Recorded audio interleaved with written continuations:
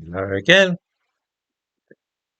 President Trump has irritated quite a few people by granting asylum to white South Africans on the grounds that they were being persecuted in Africa.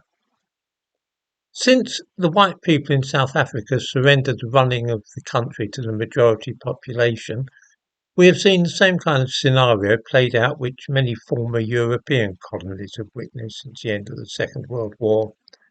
Jamaica, to give one instance, had the lowest murder rate in the world when it was granted independence a little over 60 years ago. It now has the highest murder rate in the world. I thought that I would limit myself to talking about one curious point about South Africa since it became independent and run by the natives. This is that the country exports more copper than is actually mined there. How is this possible?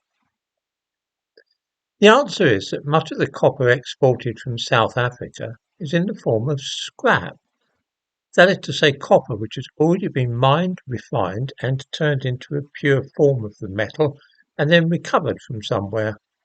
Where do you think it comes from? Well, half of all the railway lines in sub-Saharan Africa are to be found in South Africa, but many of them have stopped running these days. There are also frequent power cuts, and working streetlights are becoming a rare sight in cities. These things are all connected because gangs of black South Africans have decided that a quick way to make money is, rather than going to all the trouble of mining copper ore and then refining it in furnaces and so on, simply to dig up the electric cables all over the country and then steal the copper in them for its scrap value. This is then exported.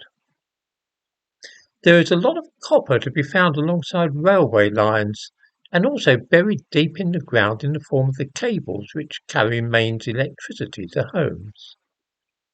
These things are simply dug up and then sold. The natural consequence of this is power cuts and also the collapse of the nation's railway system. Some hospitals have been crippled by thieves who have stolen all the wiring from them just to make a quick buck.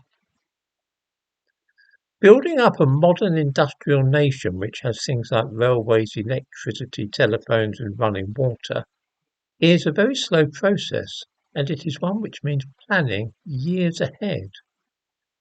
The white men who built the nation of South Africa realised this, of course, but those who now run the country are concerned only with the short term, that is to say the next week or two, rather than what will be happening in 2 or 3 decades. This is perhaps why they did not build any railways of their own before the coming of white Europeans, or indeed even build a dwelling house with more than one story. The staircase was unknown in South Africa before people arrived from outside to show the natives how it worked. The murder of white people in South Africa is an act of revenge and spite, for those who are being killed were part of the group which constructed the country from scratch and turned it into a civilised place to live. These days the majority population live by merely breaking up all that was left to them and selling the remains off cheaply. They are able to wield pickaxes to destroy, but not seemingly shovels in order to build up. This is a tragedy. Some people have drawn comparisons with the way that Britain is deteriorating, destruction being a lot easier than construction.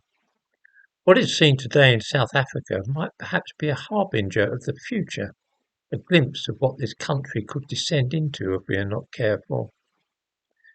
In the description to this video I give a link to a piece from Spiegel a few years ago on the subject of the export of copper.